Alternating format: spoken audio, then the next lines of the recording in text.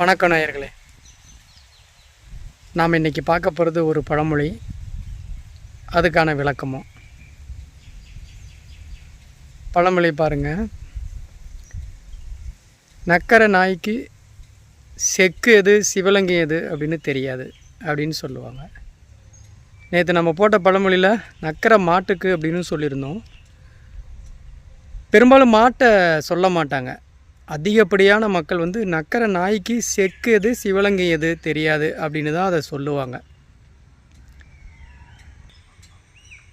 இப்போ இந்த பழமொழியில் நாம் இதில் என்ன பார்க்குறோம் அப்படின்னா, இந்த செக்கு அப்படிங்கிறது நிறைய பேர்த்துக்கு இன்றைய தலைமுறைக்கு தெரியுமா அப்படிங்கிறது எனக்கு தெரியல.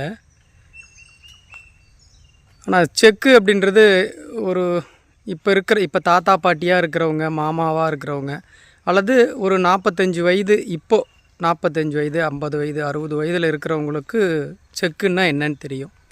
இப்போ செக்குங்கிறது என்னென்னா, இந்த வேர்க்கடலை, அப்புறம் எள்ளு, இதிலிருந்து எண்ணெய் எடுக்கிறதுக்காக ஒரு எந்திரத்தில் போட்டு ஆட்டுவாங்க. அது உரல் மாதிரி இருக்கும். அதில் போட்டு ஆட்டி எண்ணெய் எடுப்பாங்க. எள்ளு, கடலக்கொட்டை இந்த மாதிரி இடத்துல தான். அதுதான் செக்கு. அப்போ அந்த செக்கு ஆட்டுறதுக்கு, அந்த செக்குலேருந்து எப்படி எண்ணெய் ஆட்டி எடுக்கிறாங்க அப்படின்னா, மாடு கட்டியிருப்பாங்க. இப்போது நான் சொல்கிற விஷயம் பார்த்திங்கன்னா, கிராமத்தில் தான் இது அதிகமாக பயன்படுத்தியிருப்பாங்க. அந்த மாடு சுற்றி சுற்றி வரும், அந்த செக்கு சுற்றி சுற்றி வரும். அந்த சுற்றி சுற்றி செக்கு வர்றதுனால தான் எண்ணெய் அதிலேருந்து கிடைக்கும், எடுப்பாங்க. இது செக்கு. சரிங்க. இப்போது இந்த பழமொழியில் நக்கரை நாய்க்கு செக்கு எது சிவலங்கை எது அப்படின்னு தெரியாது. இதுதான் பழமொழியில். இந்த பழமொழியில் இந்த நாய் என்ன பண்ணுன்னா, பொதுவாகவே நாயினுடைய குணம் அப்படின்னா நக்கி சாப்பிடக்கூடியது தான். அதுக்கு பிடிச்சது, அல்லது அதுக்கு அந்த பிடிச்சமான அந்த வாசனை இருந்ததுன்னா, அது எங்கே இருக்குது என்னன்னு பார்த்துச்சுன்னா உடனே போய் அது நாக்கில் நக்கி தானே அதை சாப்பிடும். இது நாயினுடைய குணம். இப்போது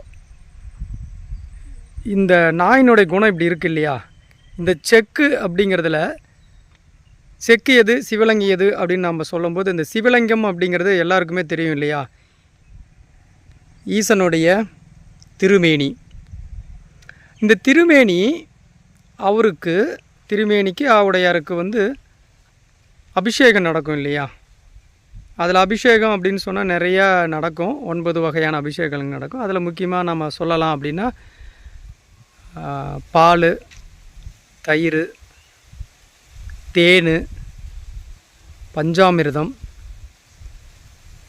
இப்படி பல வகையிலையும்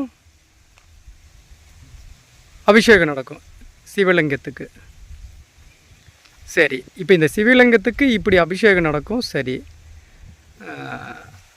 செக்கு மாடு அப்படின்னு சொன்னால் அதிலிருந்து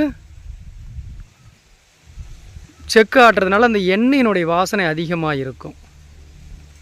அப்போ இந்த நாயை ஏன் செக்கு மாட்டுக்கும் சிவலிங்கத்துக்கும் நாம் சேர்த்து வச்சு பழமொழி சொல்கிறோம் அப்படின்னா, இந்த நாய்க்கு பொதுவாகவே இதை நக்கி சாப்பிடக்கூடிய ஒரு குணம் இருக்குது இல்லையா.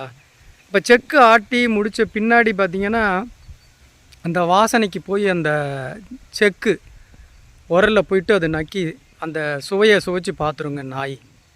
அதனுடைய குணமே அது தானே. அதே போல் சிவலிங்கத்துக்கு மேலே அபிஷேகம் பண்ணுறோம் இல்லையா, நான் முன்னாடி சொன்ன மாதிரி அந்த பால், தயிர், தேன், பஞ்சாமிர்தம் இப்படின்ட்டு. இப்போ அந்த வாசனை தெரிஞ்சுதுன்னா நாய் நக்கி சாப்பிடக்கூடிய ஒரு குணம் தானே. அப்போது அப்படிப்பட்ட அந்த நாய்க்கு இந்த சிவலிங்கமும் என்னன்னு எதுன்னு தெரியாது, செக்கு அப்படிங்கிறது எதுன்னு தெரியாது. அதுக்கு வேண்டியது அந்த வாசனை, இந்த நக்கி சாப்பிடக்கூடிய அந்த குணம் இருக்கும். இதுதாங்க. இதனால தான் நாய்க்கு செக்கு இருக்கிறது, செக்குன்னு தெரியாது, சிவலிங்கம் கடவுளுன்னு தெரியாது, அதுக்கு நக்கி சாப்பிட்ற பழக்கம் மட்டும்தான் இருக்கும் அப்படின்னு நம்ம சொல்லிடுறோம். சரி, இப்போது இதை இயல்பாக நடக்கக்கூடிய ஒரு சம்பவம். இதை நம்ம வாழ்க்கையோட ஏன் முன்னோர்கள் வந்து ஒப்பிட்டு சொன்னாங்க இந்த பழமொழியை அப்படின்னு இப்போ நம்ம பார்ப்போமா? இப்போது இந்த சமுதாயத்தில் வாழ்கிற மக்களுடைய குணங்களை பற்றி சொல்லும்போது தான் இந்த பழமொழியை பயன்படுத்துகிறாங்க. இப்போ உதாரணத்துக்கு நம்ம சொல்கிறோம் பாருங்களேன். ஒரு நபர் இருக்கார் அப்படின்னா, நல்லது எது கெட்டது எது அப்படிங்கிறதெல்லாம் யோசிக்கவே மாட்டாங்க. தனக்கு மனசில் என்ன தோணுதோ அதை டக்குன்னு செஞ்சுருவாங்க. அது தப்போ சரியானு கூட யோசிக்கவே மாட்டாங்க. அது அப்படி இருக்கக்கூடாது இல்லையா?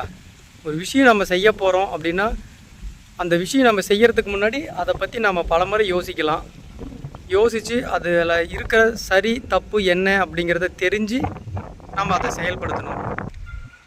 அந்த நபர் வந்து நல்லது எது கெட்டது எது அப்படின்னு தெரிஞ்சு செயல்படுத்தணும். அதுதாங்க சரியானதாக இருக்கும். ஆனால் அப்படி இல்லைங்க. சில நேரம் என்ன பண்ணுவாங்கன்னா, இப்போ நம்ம நிறைய இடங்களில் பார்த்துருப்போம். முன்பு ஒரு காலத்தில் வந்து ஒரு கடவுளாக வச்சு கும்பிட்டுட்டு இருந்த ஒரு இடத்த தெரியாமல் மூடி மறைச்சிருவாங்க. அது காலப்போக்கில் அது வழிபட்ட ஒரு இடமாகவோ ஒரு நிலமாகவோ தெரியாது. அந்த இடத்துல மக்கள் வந்து அது ஒரு பாறை மாதிரி அப்படின்னு நினச்சி அந்த இடத்துல போயிட்டு உட்காந்துருவாங்க. கேட்டால் என்னன்னே தெரியாது. இந்த இடத்துல பல காலமாக கல் இருக்குது, உட்கார்ற பாறை மாதிரி இருக்குது, நாங்கள் அதனால் அதை அப்படியே பயன்படுத்திகிட்ருக்குறோம் அப்படின்னு சொல்லிவிடுவாங்க. இப்போது இதில் நம்ம ஒரு விஷயம் தெளிவாக நம்ம இந்த பழமொழி மூலிமா நிறைய விஷயங்களை நம்ம புரிஞ்சுக்கிறதுக்கு வாய்ப்பு இருக்குங்க. அதனால தான் முன்னோர்கள் பழமொழிகளாக சொல்லி வச்சுருக்காங்க.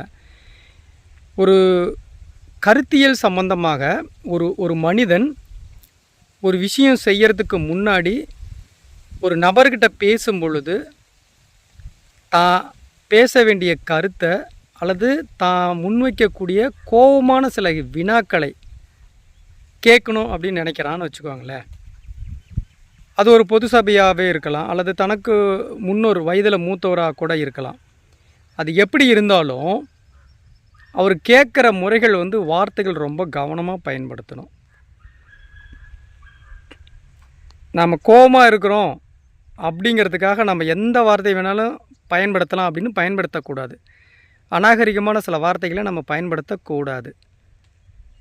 அப்படி பயன்படுத்தினா அந்த நபர் ஒரு பொது அறிவு கூட சுய சிந்தனை கூட இல்லாமல் கோபத்தை எந்தளவுக்கு கையாளணும் அப்படின்னு தெரியாமல் ஒரு தெளிவில்லாத ஒரு நபராக தான் நம்ம கருதப்படுவோம். அப்படிப்பட்ட ஒரு மனிதரை வந்து அந்த மாதிரி நடந்துக்கிறாரு அப்படின்னா அந்த மனிதரை தாங்க நாம் இப்படி சொல்லுவோம். அந்த சபையில் அந்த நபர் வந்து யாரையுமே மதிக்காமல் ஒரு மரியாதை கொடுக்காம கோபமாக அநாகரிகமாக கண்ணா பின்னான்னு சில வார்த்தைகளை பயன்படுத்துகிறாருன்னு வச்சுக்கோங்களேன்.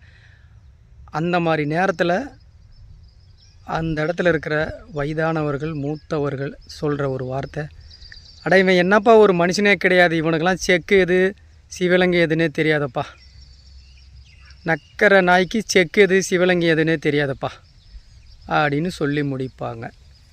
இதுதாங்க இந்த பழமொழிக்கு சொல்கிற உண்மையான ஒரு விளக்கம்.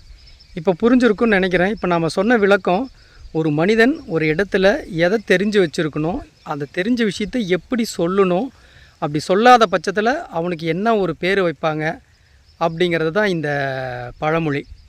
இந்த பழமொழி பற்றி உங்களுக்கு என்ன தோணுது அப்படிங்கிறத மறக்காமல் கமெண்ட் பண்ணுங்கள். ஏன்னா நம்ம ஒவ்வொரு முறையும் ஒரு ஞாயிற்றுக்கிழமையில் பழமொழிகள் போட்டுட்ருக்கோம். அந்த பழமொழிகள் வந்து உங்களுக்கு பிடிச்சிருந்தால் மறக்காமல் இந்த வீடியோவை பார்த்துட்டு உடனே லைக் பண்ணுங்கள். இது வரைக்கும் சப்ஸ்கிரைப் பண்ணாமல் இருந்தீங்க அப்படின்னா மறக்காமல் சப்ஸ்கிரைப் பண்ணிவிடுங்க. இந்த பழமொழியினுடைய விளக்கம் உங்களுக்கு முன்னாடியே தெரிஞ்சிருந்தாலும் எனக்கு ஏற்கனவே தெரியும் அப்படிங்கிற ஒரு விஷயத்தையும் கூட நீங்கள் பதிவு செய்யுங்க. நாம் இதுக்கப்புறம் இதே மாதிரியான பழமொழிகள் அடுத்தடுத்து கொடுக்கறதுக்கு ஊக்கமாக இருக்கிற மாதிரி நீங்கள் உங்களுடைய கருத்துக்களை பதிவு செய்யுங்க. அந்த கருத்துக்களின் அடிப்படையில் தான் நமக்கு ரொம்ப உற்சாகமாகவும் ரொம்ப மகிழ்ச்சியாகவும் உந்துதலாகவும் இருக்கும் நமக்கு. எனவே அந்த ஒரு எதிர்பார்ப்போடவே இந்த பதிவை நான் உங்களுக்கு கொடுத்துருக்கேன். அது மட்டும் இல்லாமல் நம்மளோட சேனல் இது வரைக்கும் சப்ஸ்கிரைப் பண்ணாமல் இருந்தீங்கன்னா மறக்காமல் சப்ஸ்கிரைப் பண்ணிவிடுங்க. போர்க்குளம் யூடியூப் சேனலை. அடுத்த பதிவில் சந்திப்போம். நன்றி, வணக்கம்.